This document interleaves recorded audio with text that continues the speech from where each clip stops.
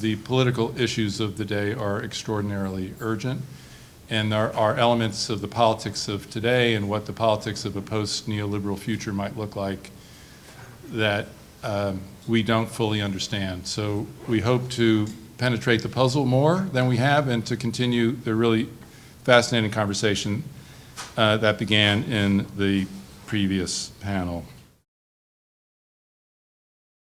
When Noam and I conceived of this project, as he said, it was, I would say, the high time of Bidenomics, summer of 23, and we expected a different future from the one that has materialized. And what has become clear to us, and I think all of us today, and also the deep engagement that I can sense here in this crowd with the previous panels. A lot of the kind of post-neoliberal discussion starts with the very brief window of early overlap between Trump and Bernie Sanders.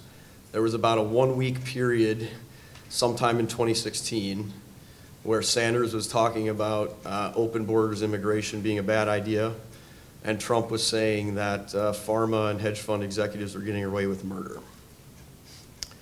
I think it's an interesting starting point. I think in many ways it's created a kind of false romanticism to this, where a lot of people on both the right and left want to see this as this mass populist movement just spontaneously coming together, or kind of a 1930s New Deal coalition as it's most romantically portrayed. And aside from that one brief window there, I don't think that was ever in the cards, and I don't really see it now. But what I have seen is actually a pretty impressive, oftentimes effective, elite technocratic movement where you can have pretty robust collaboration across partisan lines in that kind of wonky technocratic fashion. There was a small cadre that formed kind of around Senator Rubio, Senator Hawley, Vance, others that really started to look into this. Somebody yesterday mentioned the Rubio investment report, which cited a lot of kind of left-wing economists. As someone who helped put that together, I can say that that was not insincere. There was genuine interest there.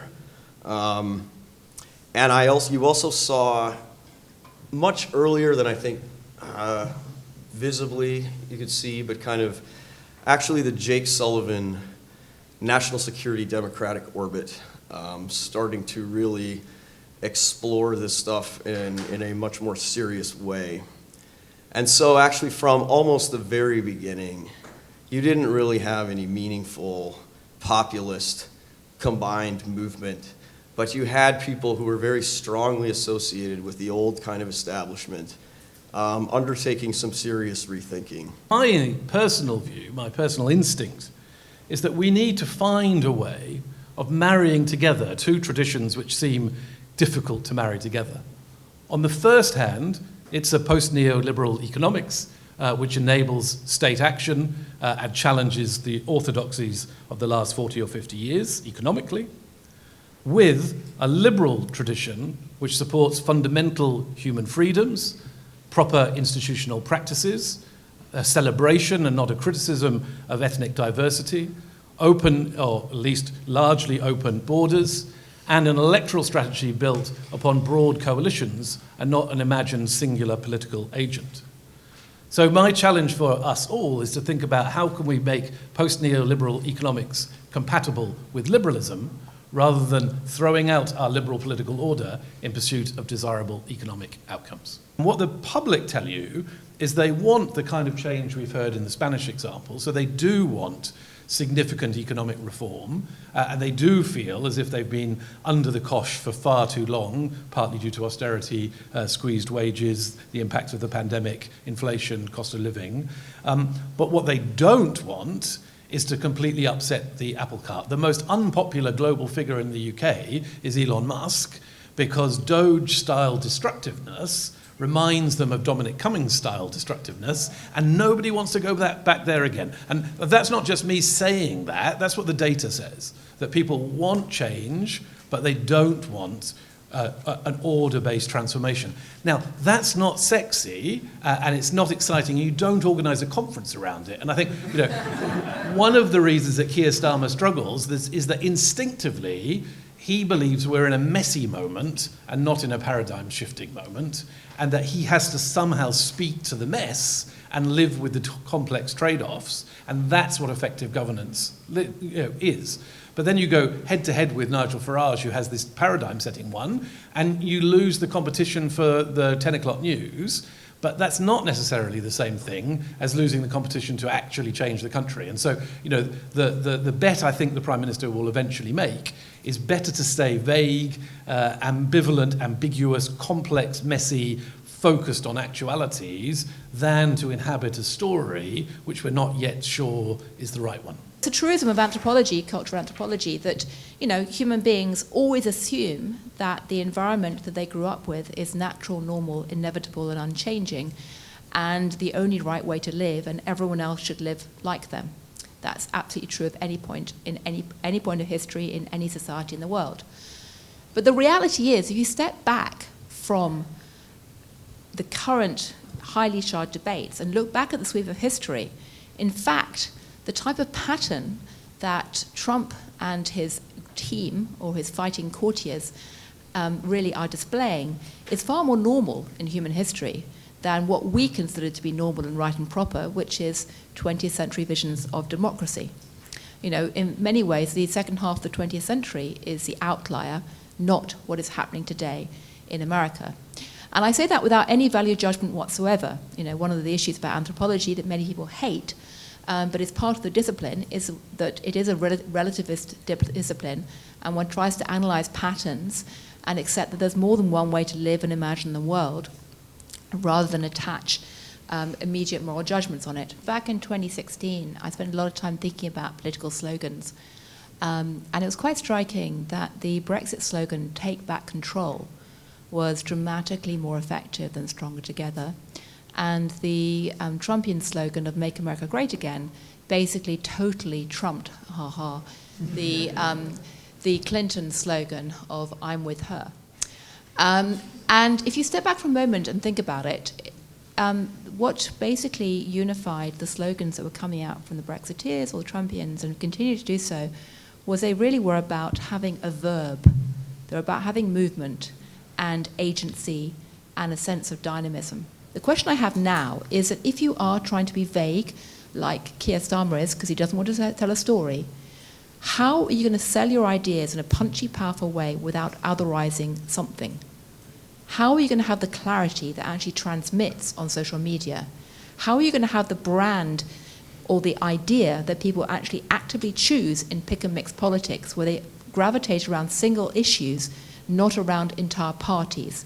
Because trusting an entire party means accepting that vinyl record and that authority of people in charge rather than expressing agency. And I don't know the answer to that, but I very much hope and pray that everyone in the room can find it.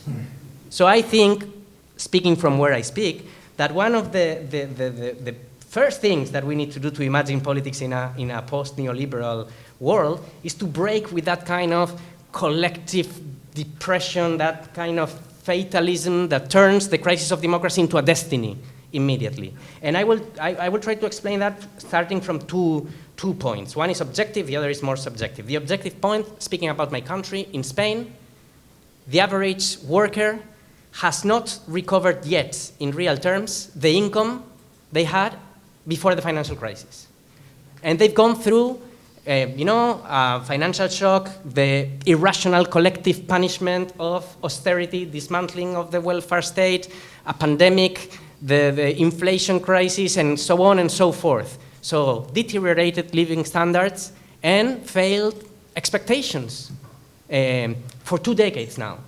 The second one, which is more subjective and refers to that kind of attempt at the reorganization of political economy after the pandemic, this shift in macroeconomic theory and policy that, and this is the point I will try to make, my impression is that it's being abandoned without a fight, despite the fact that it worked, or that it could work.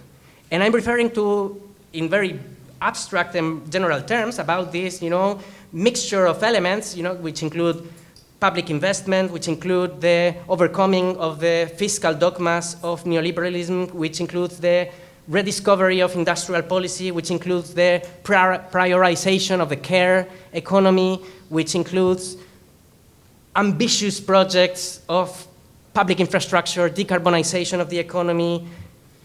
To put it in a very abstract way, at least the attempt to democratize a post-neoliberal political economy. And I said, despite the fact that it works, and it is my duty here to do what I'm going to do right now. Spain, since 2020, when we had a coalition government between Social Democrats and the left, which I'm a member of. Since 2020, the minimum wage in Spain has risen by 61%. The lowest pensions in the country have risen by over 45%. The share of temporary contracts, of all new contracts, has gone down from over 50% to 10%. In 2020, 1 in 4 workers had a temporary or part-time contract. Now, it's under 10%. The gender pay gap has been slashed by half in a little less than 5 years. Inequality and poverty, while still very high, are at their lowest historical points ever. And we've done this while unemployment has gone down by 16 points since its record during the austerity decade. Spain is contributing over 40% of economic growth in the European Union, whereas these are not my standards for measuring economic performance, but these are objective data as well, while public debt has gone down by 20 points since its historical high after the pandemic, and we kept the national deficit below 3%. Not my standards, not my rules, again. Something more akin to what my standards and my rules are, just one image. After the pandemic, workers in the lowest 2 deciles of income distribution in Spain recovered, in real terms, their purchasing power twice as fast as those in the 2 upper steps of the scale. This had never happened before. This is a structural transformation.